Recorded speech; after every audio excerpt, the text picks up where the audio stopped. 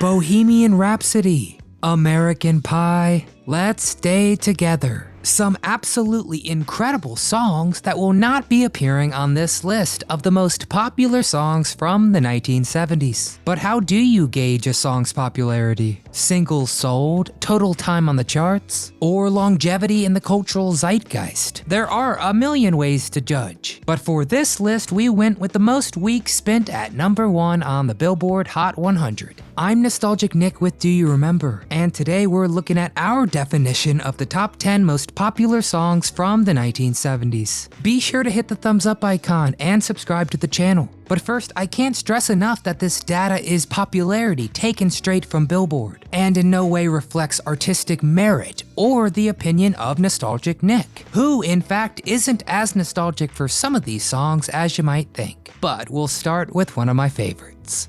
Bridge Over Troubled Water, Simon and Garfunkel.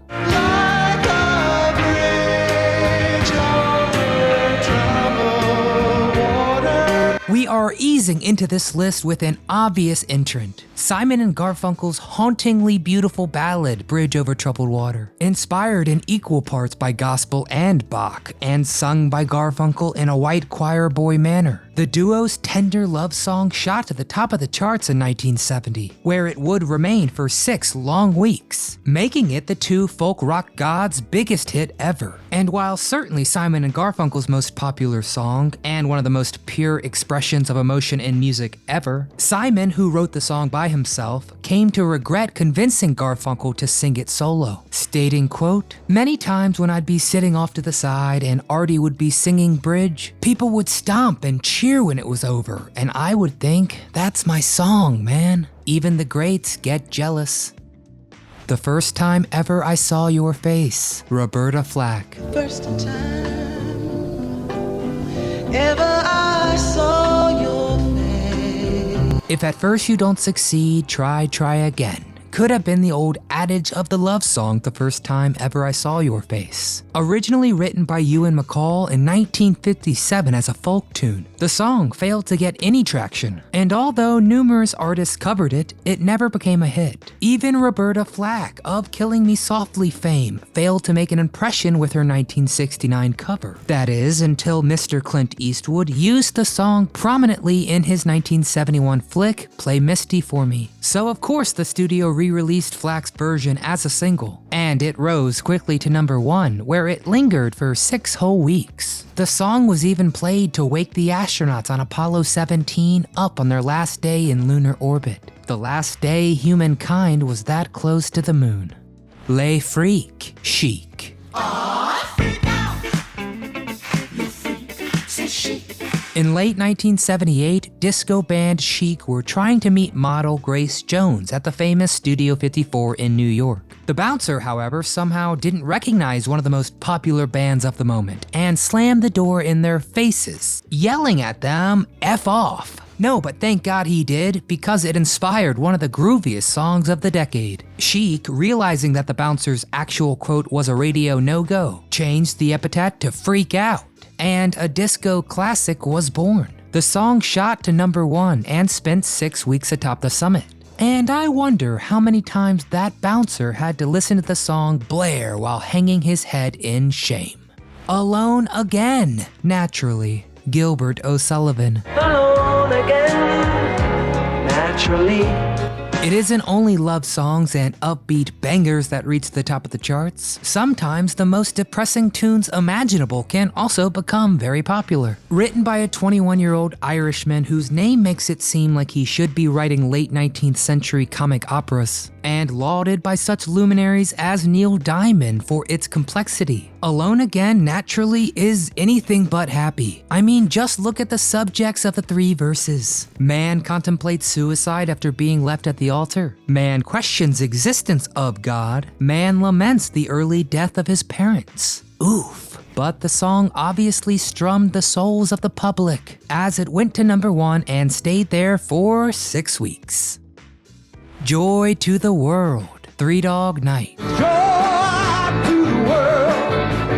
All the boys and girls. And now we turn from a somber, introspective ballad to a silly rock song bursting with pure joy. From the moment its opening lyric gets howled into the void, "Jeremiah was a bullfrog," you know that a party is about to start and everyone's invited. What follows is a combination of whimsy, good feeling, and pure nonsense that combine perfectly, setting you well on your way to having a rousing good time. It also helps that the song is sung by one of the epitomes of 70s rock excess. But whatever the formula, people loved the song, and Joy to the World sat at number 1 for 6 weeks.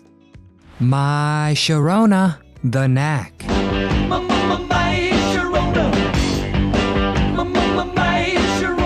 By the end of the 70s, disco was dying, and the public was hungry for something different. Which leads us to perhaps the most surprising entry. In late 1978, the Knack singer Doug Fieger met 17-year-old Sharona Alperin, and in just 15 minutes wrote the song that would make him famous. With a beat harkening back a decade and a half, mod-style haircuts, and the fastest gold-certified debut single since I Wanna Hold Your Hand, the Knack were hailed as the second coming of the Beatles. And in hindsight, yes, this is laughable, as the band were a flash in the pan and broke up by 1982. My Sharona, however, stayed at number 1 for 6 weeks and helped bridge the eras of disco and new wave. Shadow Dancing, Andy Gibb.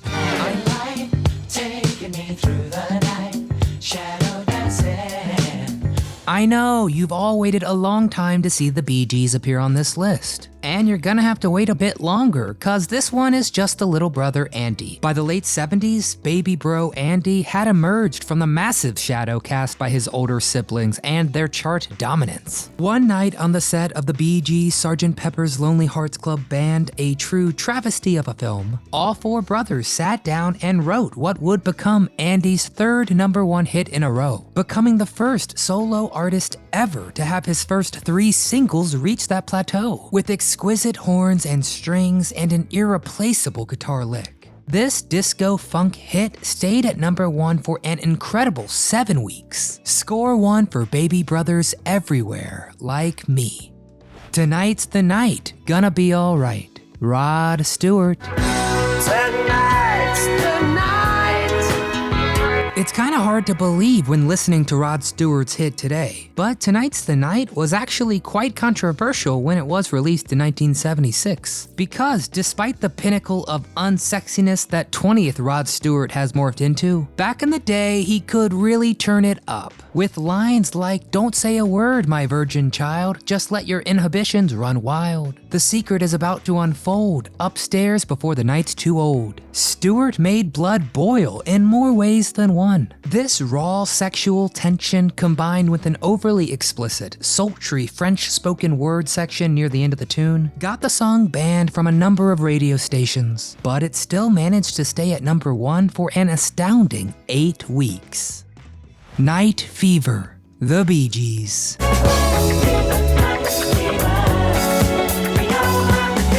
We all knew I was going to get to it. The song is intrinsically linked with the John Travolta film Saturday Night Fever, and its incredible soundtrack sold a staggering 40 million copies worldwide. The perfect encapsulation of disco, the genre that took America by storm in the second half of the decade. This is a song that might be literally impossible not to dance to. I'll go ahead and say the only surprise here is that Night Fever only managed to tie Rod Stewart and stay atop the charts for 8 weeks, thus making it joint second among the most popular songs of the decade. But wait, you say, what could have possibly topped this powerhouse?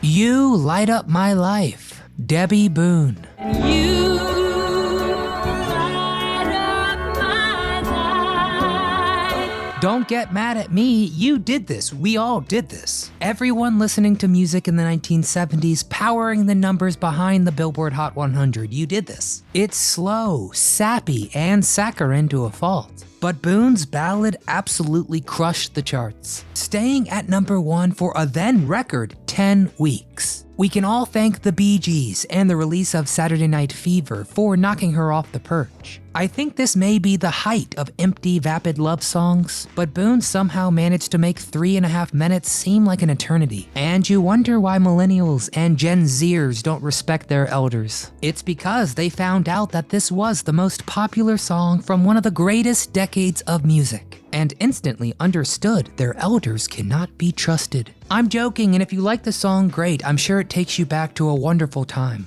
The 1970s, probably. But those 10 songs dominated the airwaves. So now we want to know, which of these songs is your personal favorite? Did any surprise you? And which song is missing? Let us know in the comments below. We love reading them. And if you don't mind, click that thumbs up icon to show support. Subscribe to the channel for more. And as always, from all of us here at Do You Remember, we want to thank you for watching.